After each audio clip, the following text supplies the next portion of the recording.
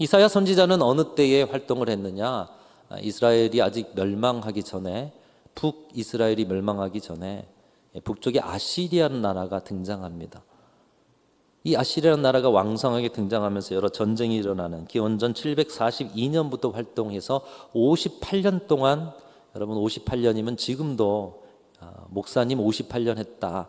우리 시찰회에 오늘 30년 목회하신 목사님이 계셔요. 한 교회에서.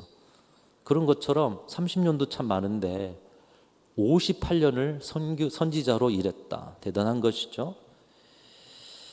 인생 전체를 걸었다 해도 과언이 아닙니다. 아시리아가 세력을 확장해서 주변 나라로 침략해 들어오자 이것에 깜짝 놀란 당시의 강대국 아람이 북이스라엘과 손을 잡고 연합군을 결성합니다.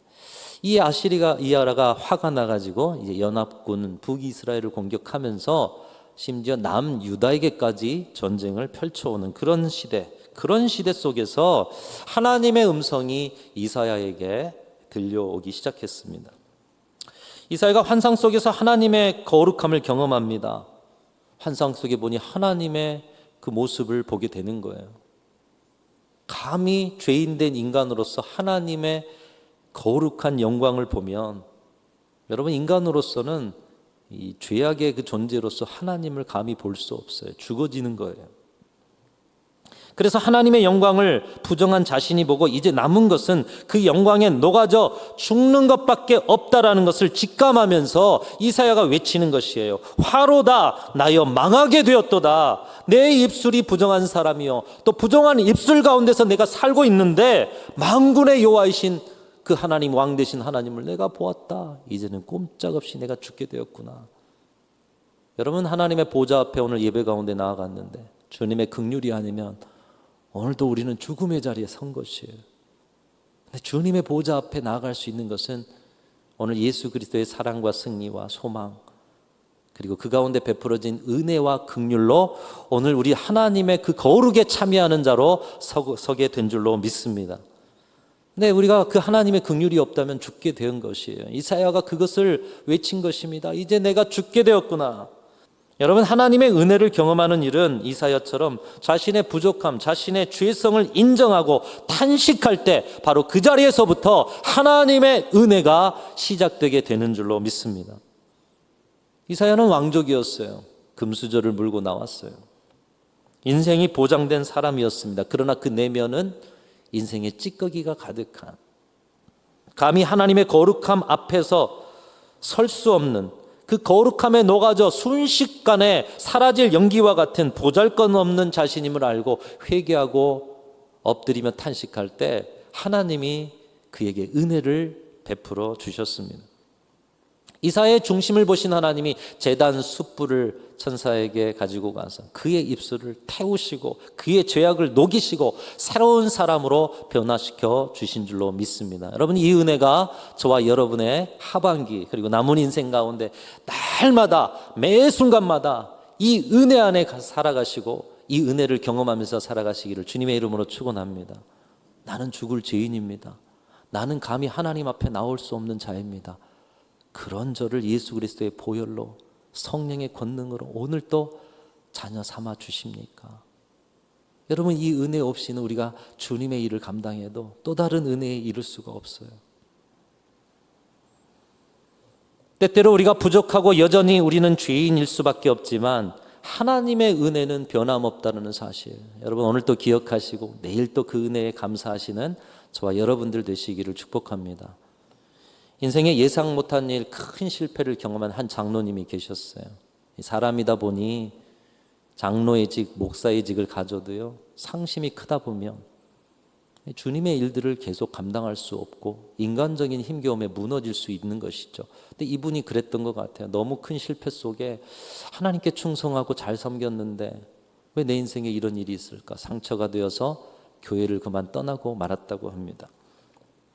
너무 속이 상해서 5년을 술로 마음을 달래면서 지내고 어느 날 술을 한 잔 걸치고 얼큰하게 취해서 집에 가다가 보니까 마을 마당에서 그 마당에서 큰 소리가 나는 것을 보았습니다. 무당 굿이 펼쳐지고 있는 것이에요. 사람들이 모여 있으니 이 사람들의 무리의 틈에 끼어서 술에 취해서 뭐 하나 하면서 무당굿을 보게 되었어요. 그런데 한참 춤을 추던 무당이 사람들을 둘러보면서 말합니다. 눈이 뿌여서 안 보여. 혹시 이 중에 예수 믿는 사람 있으면 빨리 가세요. 이렇게 얘기했다라는 거예요. 장로님이 가슴이 덜컹했습니다. 그러면서도 내가 주님을 떠난 지 오래됐는데 설마 나를 두고 말하겠어? 근데 이 무당이 계속 사람을 둘러보는 거예요. 그러다 장로님과 눈이 탁 이렇게 마주친 거예요. 저와 눈이 마주친 분들에게 은혜가 있기를 축복합니다. 무당하고 눈이 마주쳤는데요. 그때 무당이 이렇게 외칩니다. 당신에게는 예수의 영이 있어서 당신 때문에 굿이 안 돼. 빨리 가세요. 이렇게 얘기했다라는 거예요. 그 말을 듣고 그 자리에서 돌아서서 나오는 순간부터 장로님의 눈에서 눈물이 빗물처럼 쏟아졌다라는 것입니다. 왜 그랬을까요? 주님, 제가 주님을 떠난 지 5년, 주님이 아닌 술을 의지하고 주님이 아닌 어떤 방법이 없나 내 나름대로 찾아보다가 이렇게 주님을 멀리하고 있는데 여전히 내 안에 예수의 영, 성령님이 계시다니 주님이 저를 안 버리셨군요. 주님이 여전히 저를 사랑하시는군요. 하나님께 얼마나 감사하면서도 죄송스러웠던지 한없이 눈물만 흘리게 되었다는 것이에요. 여러분, 이것이 우리를 향한 하나님의 마음인 줄로 믿습니다. 내가 나를 포기할지언정 하나님은 우리를 결코 포기하지 않으시는 줄로 믿습니다. 이 은혜를 이사야가 누린 것이에요. 제단 앞에 하나님의 보좌 앞에 서니 그 거룩함 앞에서 나는 이제 죽은 자 화로다 망하였도다. 그런데 그런 그에게 제단숲 불러 그의 입술을 지지시고 거룩함으로 새롭게 태어나게 하셔서 하나님의 거룩에 참여하는 자로 불러주신 은혜, 이사야가 그 은혜를 받은 거예요. 여러분, 은혜 받은 자리에서 우리가 누리는 또 다른 은혜는 하나님의 음성이 들리기 시작한다라는 거예요. 은혜 받으시고 하반기에 하나님의 음성 듣고 살아가시기를 축복합니다. 특별히 어떤 하나님의 음성이냐? 하나님의 부르심의 소리가 들리는 것입니다. 하나님께서 세상을 향해 탄식하면서 하나님의 말씀을 대신하여 전할 사람을 찾으시는 음성입니다. 내가 누구를 보내며 누가 우리를 위해서 갈고 다급하고 긴급하고 간절한 하나님의 탄식의 소리. 누가 우리를 위해서, 누가 우리의 말을 대신 선포할 수 있는 사람이 있을까? 그 말이 은혜 가운데 있는 이사야에게 들린 거예요. 이사야가 그 말씀을 듣고서 막 즉각적으로 하나님을 자신께 드리기로 결심하며 고백합니다. 주님, 내가 여기 있나이다. 나를 보내소서. 따라하겠습니다. 주님, 내가 여기 있나이다. 나를 보내소서. 여러분, 하반기에 여러분의 신앙과 삶의 자리에 먼저는 은혜가 있으시고 은혜 가운데 주님의 부르심의 음성이 들리시고 그 속에 여러분 각자 내가 여기 있나이다. 주님의 부름의 사명에 순종하는 자리를 두고 살아가실 수 있기를 간절히 소망합니다. 그래서 그에게 첫 번째 사명을 주시는데 그 사명을 통해서 이사야는 하나님의 마음을, 그 아픈 마음을 크게 느낄 수가 있었습니다. 이사야 6장 9절부터 10절까지인데 여러분, 하나님 어떤 마음인지 오늘의 시대를 향해서도 하나님 한편 이 마음 아닐까? 우리 같이 한번 읽어보겠습니다. 시작. 여호와께서 이르시되 가서 이 백성에게 이르기를 너희가 듣기는 들어도 깨닫지 못할 것이요 보기는 보아도 알지 못하리라 하여 이 백성의 어두운 마음을 둔하게 하며 그들의 귀가 막히고 그들이 눈이 감기게 하라. 염려하간대 그들이 눈으로 보고 귀로 듣고 마음으로 깨닫고 다시 돌아와 고침을 받을까 하노라 하시니라.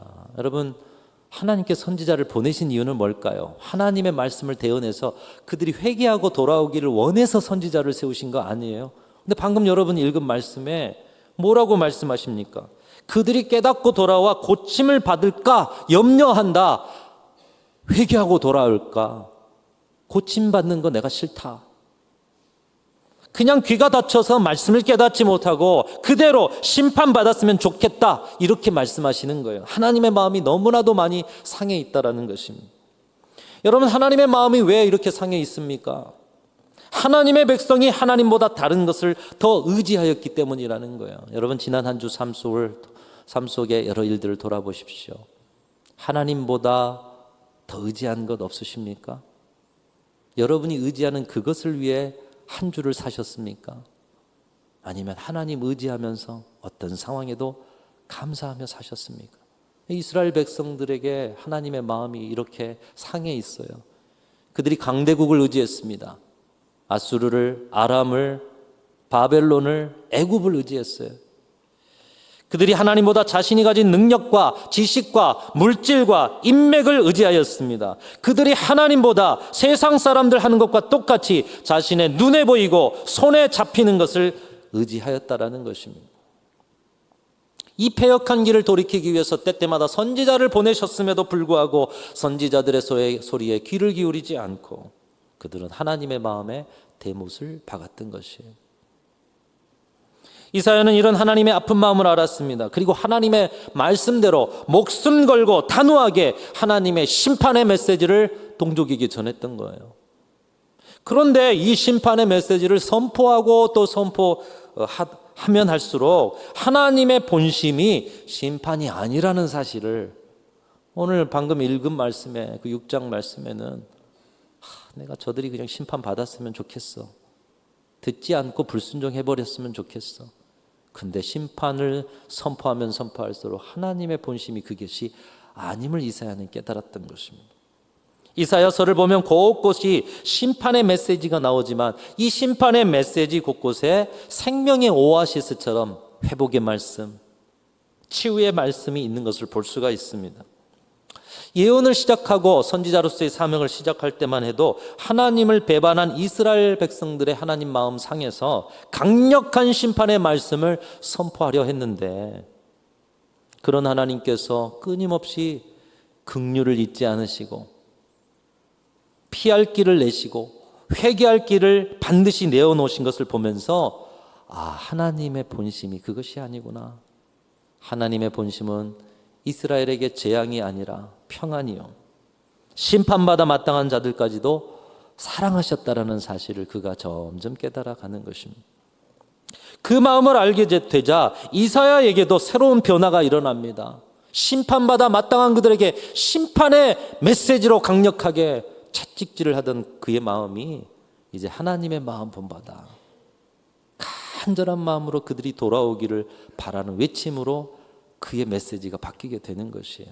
이사야서 55장 6절 7절에 여러분 이스라엘 백성들을 향한 간절한 마음, 오늘 저와 여러분은 이 말씀이 너무 좋아서 잘 알고 있는 말씀이지만 여러분 오늘 말씀과 역사적 시절과 상황 속에서 이 이사야를 통해서 또 이사야가 간절한 그 마음으로 그들이 돌아오기를 원하는 그 마음 가지고 우리 같이 한번 읽어보겠습니다. 시작. 너희는 여호와를 만날 만한 때에 찾으라. 가까이 계실 때에 그를 부르라. 악인은 그의 길을, 불의한 자는 그의 생각을 버리고 여호와께로 돌아오라. 그리하면 그가 긍휼히 여기시리라. 우리 하나님께로 돌아오라. 그가 너그럽게 용서하시리라. 이스라엘 백성들아, 너희 죄악 때문에, 그 패역함 때문에 심판받아 마땅한 자들아, 하나님께서 심판 중에도 너희들에게 죄를 씻고 회개할 기회를 주신다. 육신의 눈으로 보고 만든 너희들의 생각과 편견과 죄악을 다 내려놓고 너희 자신을 부인하고 탄식하며 주님께로 돌아와라. 그리하면 하나님께서 얼마든지 너그럽게 용서하실 것이다. 이것이 심판 가운데서도 너희를 향한 하나님의 본심이다. 하나님이 너희를 사랑하니, 너희를 용서하려고 하니 어서 돌아와라. 여러분 이사야 선지자가 이렇게 그 자신도 바뀌고 있는 거예요. 강력한 심판에 대한 채찍과 같은 말씀. 그런데 하나님의 본심은 재앙이 아니라, 심판이 아니라 사랑이요, 용서요, 회개요. 이사야는 그 하나님의 본심을 알고 하나님의 마음으로 심판을 보고 하나님의 마음으로 영혼을 보고 하나님의 마음으로 사역하면서 더 높은 차원의 사랑과 긍휼의 하나님 닮은 선지자로 성숙하고 변화되어졌던 것입니다. 이 이사야의 성숙은 여기에 머물지 않습니다.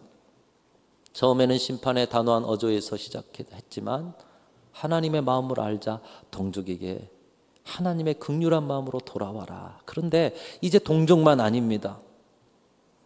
과정과정이 하나님의 마음을 더 깊이 알아가는 이사야는 이제는 동정만 아니라 온 세상을 사랑하시는 하나님의 마음을 이식받아서 원수의 나라까지도 간절히 애타는 마음으로 그들이 회개하고 돌아오기를 선포하고 있습니다. 오늘 보면 바로 다음 이사야 20장에 보면 하나님께서 이방 나라 애굽에게 심판의 메시지를 전하라 말씀하십니다. 그러면서 이사야에게 하라고 명령하신 것이 뭐냐? 3년 동안 허리띠를 풀고 벗은 몸과 벗은 발로 다니라는 것이에요. 지금의 우리 옷과는 달리 이스라엘 옷 천을 이렇게 걸치고 이렇게 묶어진 옷 아니겠어요? 근데 허리띠를 풀라는 것은 비록 천은 걸치고 있지만 속이 다 보이게 한다는 거잖아요. 여러분, 오늘 이 자리에서 여러분에게 주님 사역하는데 벗고 다녀라. 그 시대에도 벗고 다녔잖아요. 지금 이사야가. 오늘의 시대라고 시대가 다르니 덜해라 이런 차원이 아니라 이 말씀이 선포가 될 수도 있죠. 그렇다면 과연 우리는 순종할 수 있을까? 그러나 하나님의 마음으로 보니 애굽의 백성들의 불쌍한 그 자리가 보이는 거예요.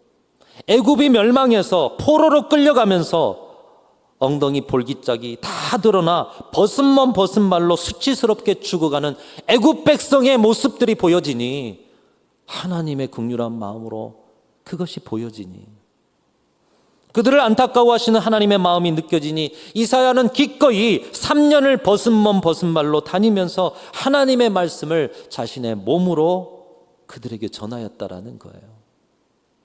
오늘의 시대에 저를 비롯한 사역자들, 또 오늘의 시대에 직분자로 부름받으신 분들, 아니 하나님의 그 은혜의 기이한 빛에 들어가게 하신 아름다운 복음의 은혜를 맛본 자들이라면 여러분, 여러분의 삶 속에 이 하나님의 사랑과 긍휼의 마음을 힘입어 죽어가는 영혼들을 바라보실 수 있는 생명의 눈이 떠지실 수 있기를 주님의 이름으로 축원합니다. 이 이사야가 그렇게 변화되게 됐던 거예요. 자기 동족만 긍휼히 여긴 게 아니에요. 애굽이 누구입니까? 때로는 강대국으로 자신의 나라를 압제하고 전쟁으로 자신의 나라의 많은 백성들을 죽였던 그런 나라, 그들이 심판받는 것이 당연하고 마음 시원하게 여길 일이었습니다마는, 그런데 그 애굽을 위해서 기꺼이 벗은 몸 벗은 발로 다닐 뿐만 아니라 여러분, 바벨론에 대한 심판이 21장에 또 나타나 있어요. 바벨론의 임할 심판에 대해서 두렵고 떨리는 마음으로 몸서리칩니다.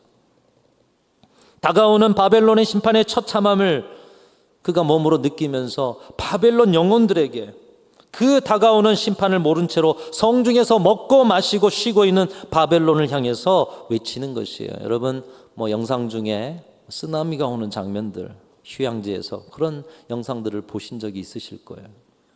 쓰나미가 올 줄도 모르고 휴양지에서 먹고 쉬고 누리고, 근데 갑작스럽게 그들을 덮쳐버리는 그런 두렵고 떨리는 마음으로 바벨론 영혼들, 이방의 영혼들, 잔인한 그 영혼들을 향해서 외치는 거예요.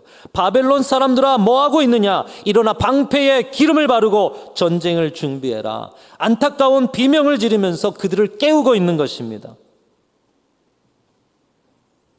그들을 향한 심판의 메시지 중에도 하나님의 마음으로 그들을 긍휼히 여기는 선지자 이사야. 오늘 본문에도 택한 자기 백성뿐만 아니라 세상 열방을 사랑하시는 하나님의 마음을 볼 수가 있습니다. 하나님께서 회복을 주시며 내 백성이라고 말씀하시는 나라들이 있는데, 오늘 25절 말씀을 보면 이렇게 말씀하고 있어요. 내 백성 애굽아. 애굽이 하나님 백성입니까? 내가 지은 아수르야. 나의 기업 이스라엘이여. 애굽도 내 백성이고 아수르도 내 백성이고 이스라엘도 내 백성이다. 여러분, 유대인인 이사야의 편견으로 이것이 받아들여질 수가 있겠습니까? 그런데 이들이 지금 말씀을 보면 뭐하고 있느냐? 하나님을 경배하고 있어요. 예배하고 있어요. 하나님은 세상 모든 민족이 구원을 얻고 그들을 통해 경배받고 예배받기를 원하셨다라는 것입니다. 그들도 하나님의 백성이며 그들도 하나님 안에 거하시기를 원하는 것이 하나님의 마음이요, 하나님이 사랑하시는 것이, 하나님이 그들을 사랑하시는 것이 하나님의 본심이었다라는 것입니다. 유대인 이사야, 그리고 작은 나라, 늘 핍박하였던 그 나라들이 하나님을 예배한다, 하나님의 백성이다. 여러분, 유대인이었던 이사야의 편견으로는 받아들일 수가 없는 일 아니겠어요? 근데 어떻게 그가 이걸 받아들이고 그 하나님의 말씀을 그대로 대언하고 그들을 향한 긍휼의 마음을 가지고 일할 수 있었습니까? 하나님의 본심, 하나님의 마음을 그가 알고 그 마음으로 일했기 때문이라는 것입니다.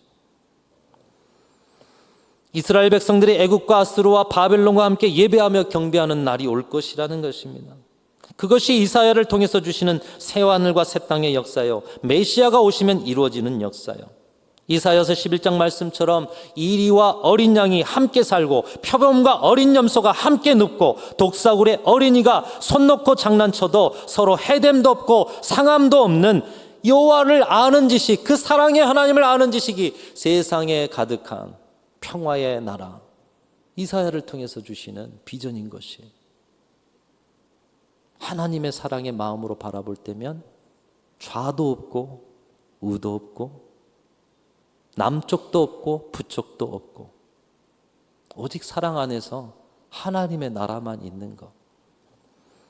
사랑하는 성도 여러분, 바로 그 하나님의 사랑 안에서 이방인이었던 우리가 주님께 돌아와 주님을 오늘 이 시간 예배하고 있는 줄로 믿습니다.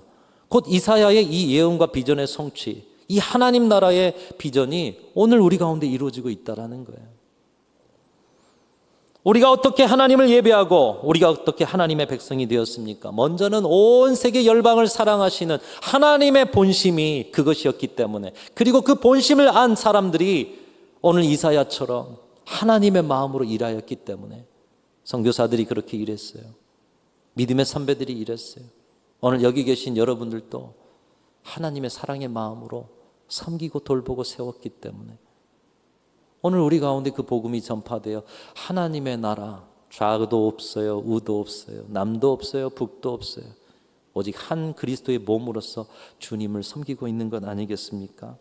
주님은 지금도 우리에게 이 이사야처럼 살기를 원하고 계십니다. 그러기 위해서 오늘 이사야의 성숙의 과정을 이 하반기에 너희들의 신앙과 인생으로 살아내라 말씀하고 있어요. 첫 번째로는 죽을 수밖에 없는 우리를 예수의 보혈로 깨끗게 하셔서 하나님의 자녀로 오늘도 불러주셨다. 그 은혜 가운데 들려오는 부르심의 음성에 순종하여 주님의 사명을 우리 가운데 주셨다.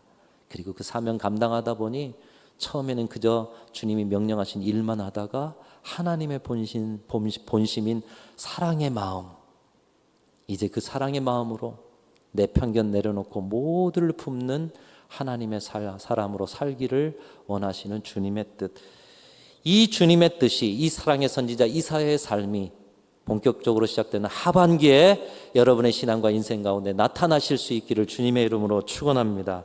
사랑하는 성도 여러분, 하나님의 마음으로 살아가십시오. 그곳에 새로운 행복의 여정이 시작되게 될 줄로 믿습니다. 힘차게 하나님의 그 은혜와 승리를 향해 전진하는 하반기가 되실 수 있기를 주님의 이름으로 축원합니다.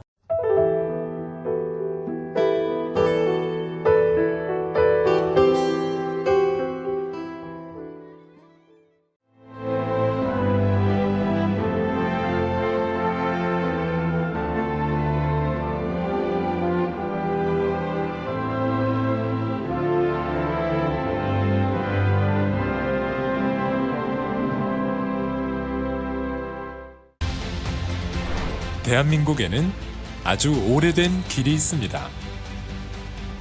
8,000년의 시간 속에 다듬고 보듬으며 지켜낸 생명의 길, 순천 갯발.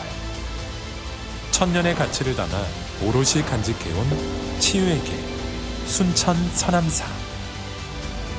그 길 위에서 펼쳐지는 수많은 삶의 이야기들. 세계 속에서 빛나는 그 귀한 가치를 더 나은 내일로 이어가는 시간. 2025 순천 세계유산 축전.